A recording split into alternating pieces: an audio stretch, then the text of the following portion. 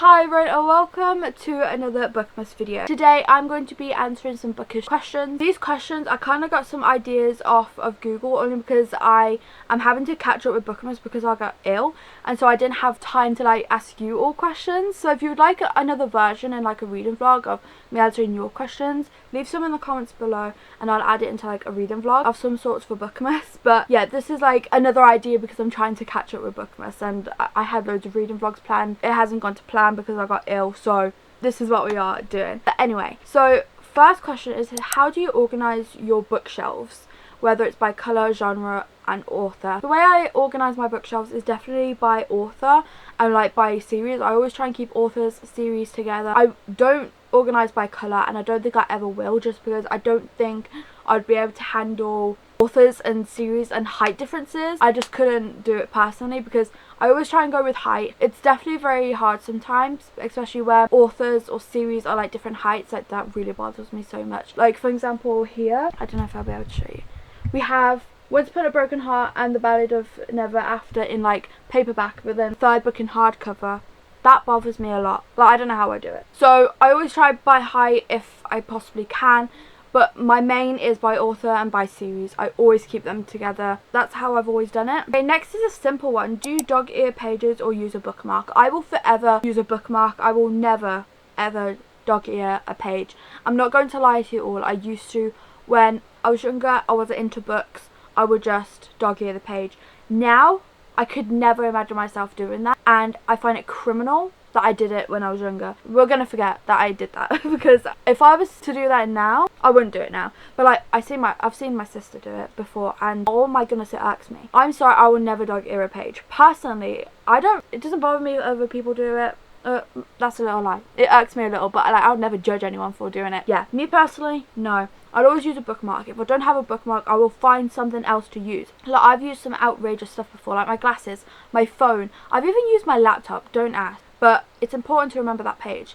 I've used receipts, pieces of paper, I've used like a chocolate bar before, like some outrageous things that you wouldn't even think of. I've probably used like anything I could find. I will rather do that than dog ear a page because I personally could never. Okay, next is favourite book trope. Now I would say quite a few. A big one is single dad nanny trope. Like any book that has single dad nanny trope or just even single dad, I am reading. Another one is found family. I love a good found family book. Hockey romance is also a big favourite one of mine. Is that class? I suppose that's classed as a trope. Age gap I also seem to really love. I'd say those are like my main tropes. Next is, do you prefer physical books, ebooks or audiobooks? Now this one's hard because I use all three and I love all three. Sometimes I'll even do like two at a time, so like an audiobook and an ebook, or an audiobook and a physical book, depending on what I'm doing. So this is like very hard, but I think you can never beat a physical book. I think I will always choose physical. Nothing beats the feeling of holding a physical book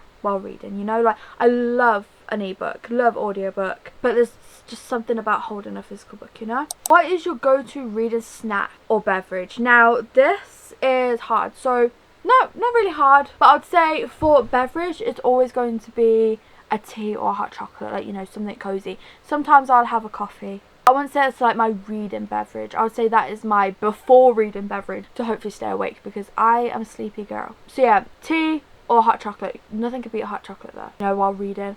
Snack is where it gets hard. I feel like I don't really have like a specific snack for reading. I will just pretty much get anything, but maybe like a Snicker or a packet of like Walker's Crisp.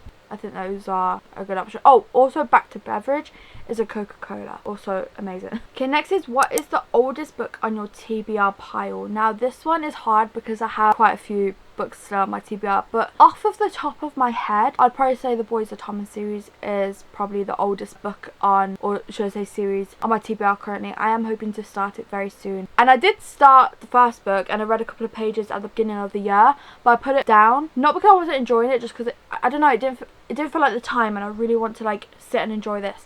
And I have been thinking about picking it up for a while, so I am hoping to pick it up soon. But yeah, I don't know. I think it might be the Boys of Thomas series, so I do need to read that. How many books are currently on your list to read? Now, I don't know specifically, but I know it's under 100. If we go to the last video for my 75 books in 75 days, it will definitely say, but I can't remember what the number was. But yeah, I'm definitely also under 100, which I'm very happy about. It's probably at like 90 something, like just under 100. I think it was something like that. That's just my physical TBR.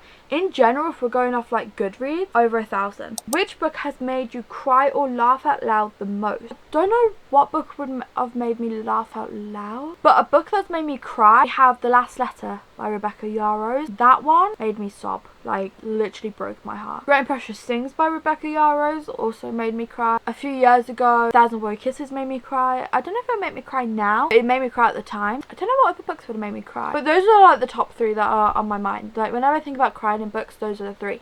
Books that made me laugh, I don't know. I don't really like full on laugh at books. I will like chuckle at books, like a type thing.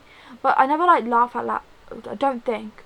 Or I have done, but I just don't remember what book it is. Is there a movie adaptation that you like better than the book? Simple answer is no. And I'm only saying that because me personally, I don't like movie adaptations over books. To me, the book will always be better. But what I am going to say is the current hype is Heated Rivalry. I am obsessed with that. I'm currently reading the book as we speak, and honestly I'm just as obsessed with both, so I can't say that I like it any better because I like it just the same. I had to bring it up.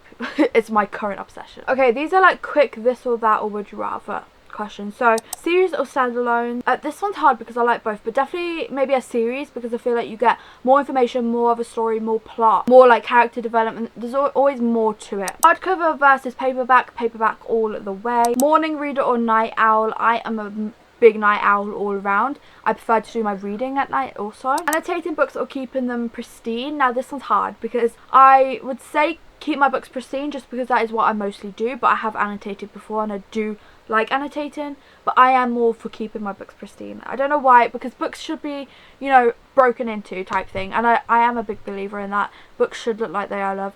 My books are loved, but they are also look brand new half of the time. So first person POV or third person POV? Definitely first person. I would always choose first person over third person. Third person for me personally has to be done correctly or feel like it is done correctly. I'm just not a big third person fan. I feel like it kind of takes me out of the story a bit, but if I'm really enjoying the plot, then I will. Like for example, not to bring it up again, Heated Rivalry, that is done in third person in the book, so, and I'm like loving it. Okay, and then final question.